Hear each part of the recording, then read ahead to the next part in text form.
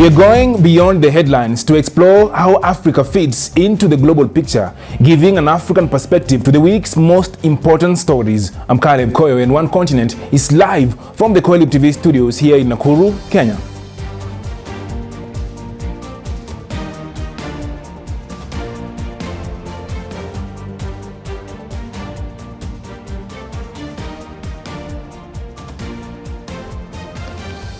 This is One Continent with Calebkoyo. Now, global leaders gathered at a beautiful Swiss resort with the important goal of devising strategies to bring peace to war-torn Ukraine. Their collaborative effort aimed to find a viable solution to end the ongoing conflict in Ukraine, which has caused immense suffering, led to displacement of millions of people, and created humanitarian crisis in the region. However, the noticeable absence of Russian representatives cast a shadow over the discussions, dampening hopes for a significant breakthrough. Given Russia's considerable role in the conflict, its exclusion from the talks raised doubt about the potential effectiveness of any proposed solutions. Today, we examine the impact of this war on Africa and the pressing need for a lasting solution. The ongoing war between Ukraine and Russia, which started in 2014 and escalated in 2022, has had widespread effects beyond its immediate region, significantly impacting Africa. This conflict reveals the complex relationship between global geopolitics and economies, highlighting Africa's vulnerabilities. The disruption in global grain supplies, where Ukraine and Russia play crucial roles as significant suppliers, has actually led to increased food insecurity across the African continent, causing a rise in prices of wheat, maize, and even sunflower oil.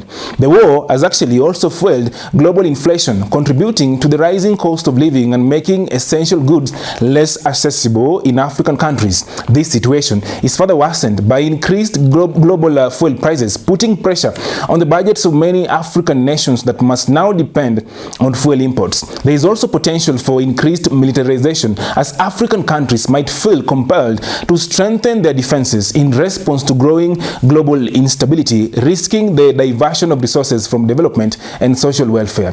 The conflict's impact on fertilizer supplies is also very huge, with Russia as a critical supplier. This actually threatens agricultural productivity and food security in Africa, pushing further the challenges of changing climate conditions. The war also heightens humanitarian and migration issues, adding to global uncertainty and potentially increasing migration flows and pressure on African nations that already have a host of issues, including refugees and internally displaced persons. These challenges highlight the urgent need to find a lasting solution to the Ukraine-Russia conflict. This is actually very crucial for regions in Europe, but also in ensuring global food security, economic stability, and political equilibrium. A resolution is very vital for Africa to stabilize global commodity markets, promote peace and security, support economic recovery, and enhance multilateral cooperation. The United Kingdom is scheduled to hold its general election on July 4th, 2024. While the UK's general election may seem like a domestic affair, its indirect effects are expected to significantly impact Africa, potentially influencing the continent's future. It's very crucial for policymakers, businesses, and civil society in Africa and beyond to monitor these developments closely. As this report explains, understanding and adapting to these changes will be crucial for navigating the interconnected futures of the UK and Africa. Now, the anticipation of the upcoming general election in the United Kingdom on July 4th, 2024 naturally leads to speculation about the specific indirect effects this event might have on Africa. One primary area of focus is the potential economic impact, including changes in trade policies that could either boost or dampen African exports to the UK. There's also the matter of development aid and investment, with shifts in government altering the volume and focus of financial support provided to African nations. Additionally, diplomatic engagements and security cooperations are subject to review and change, affecting both bilateral relations and broader geopolitical dynamics within the continent. In addressing the possible changes in the dynamics of the UK-Africa relationship post-election, it stands to reason that new leadership or policies could reframe priorities in regions and sectors most critical to mutual interest. This re-evaluation might lead to enhanced collaboration in sustainable development, climate change mitigation, and educational exchanges, or results in scaling back involvement based on new government priorities or financial constraints. Consequently, the election's outcome could actually signal a period of adjustment in diplomatic ties, economic agreements, and collaborative initiatives that have long defined the relationship between the UK and Africa. To navigate these uncertainties proactively, stakeholders across African sectors, governance, business, or civil society will do well to engage in strategic planning and active dialogue with their UK counterparts. This might involve conducting impact assessment to understand the potential fallout or benefits of different election outcomes, lobbying for favorable policies and also agreements. Fostering stronger intra-African collaborations could actually serve as a buffer against negative, outcomes of this election, while also harnessing the continent's collective strength to negotiate more advantageous positions regardless of the election's aftermath. By anticipating change and preparing strategically, Africa can mitigate adverse effects and seize opportunities that emerge from the evolving UK-Africa relationship post-2024. Mexico's new president, Claudia Sheinbaum, has made history by becoming the first woman elected as the country's head of state. The former mayor of Mexico City will assume office on October 1st. This is significant for women across Mexico and worldwide who dream of leading the countries. The election of Claudia Sheinbaum as Mexico's first president is a landmark achievement, not only for Mexico, but for aspiring female leaders globally. Historically, the number of female presidents and prime ministers worldwide has been low compared to their male counterparts. Fewer than 100 women have served as either president or prime minister in the world's history, in stark contrast to the thousands of male leaders who have held these positions. This disparity makes Sheinbaum's victory all more significant for young women for several reasons. First of all, seeing a woman ascend to the highest office in land can actually have profound psychological impact on young women.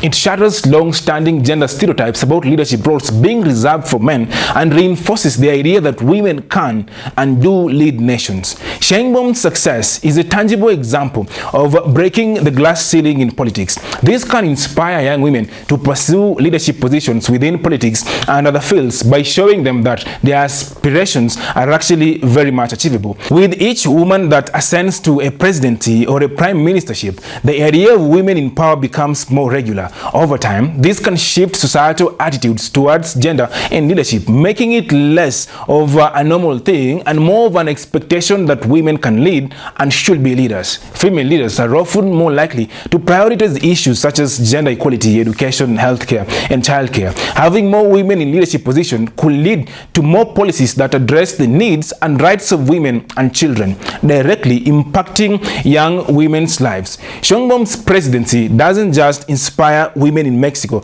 but around the world. Her election adds to the global tally of female head of states, reinforcing the international movement towards gender equality in leadership.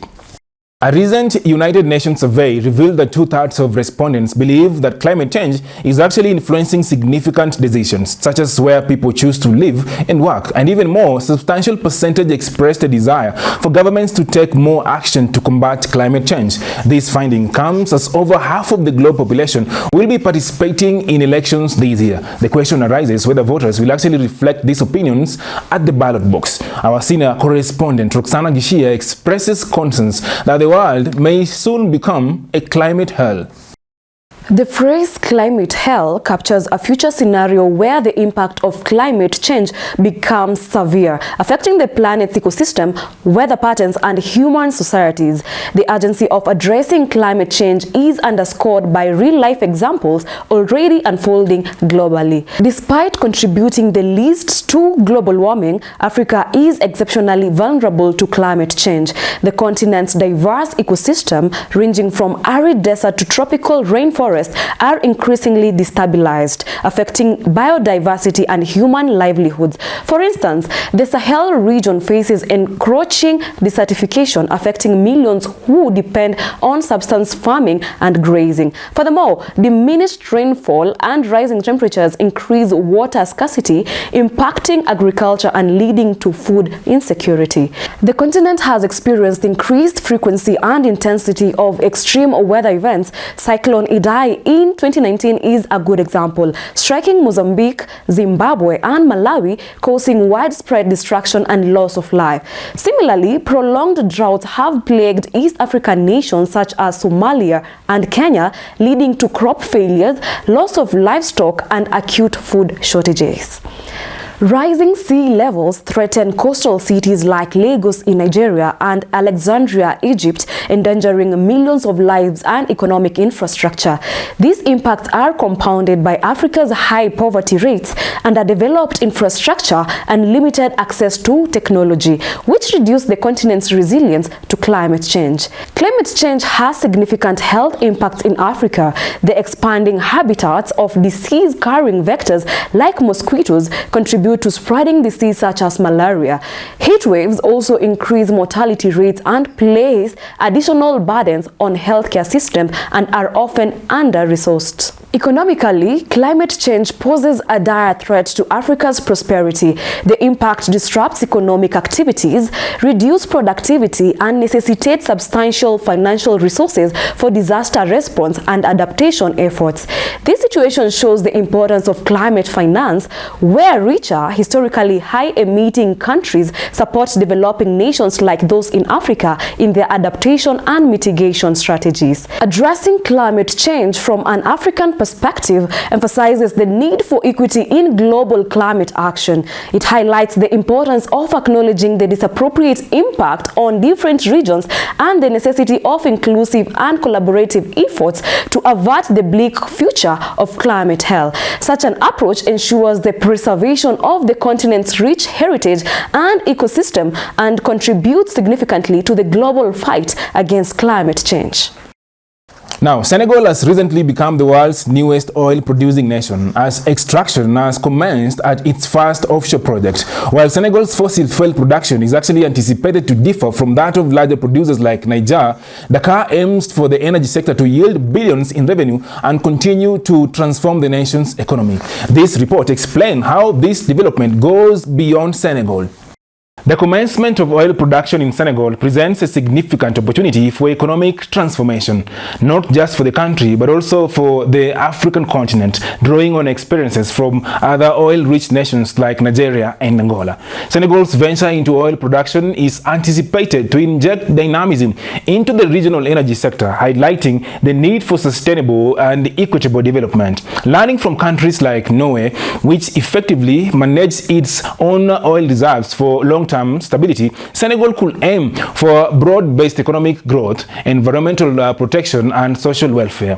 The development of oil infrastructure, similar to Ghana's post-2007 oil discovery, is also expected to spur economic growth in West Africa. Additionally, Senegal's increase in fossil fuel production could change international trade dynamics, allowing African nations actually to move more globally and also to aid in issues like energy production and environmental policy discussions. However, the push for fossil fuel production comes with ecological consideration, especially under climate change.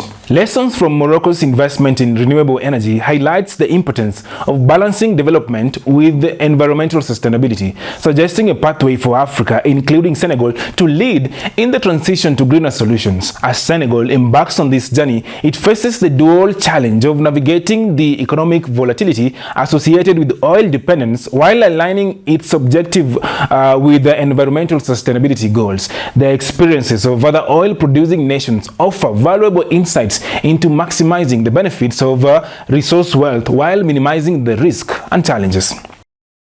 Now, that report from Senegal marks the end of One Continent this week. Thank you so much for watching, and we hope that this development is going to improve Africa's economy in a very big way.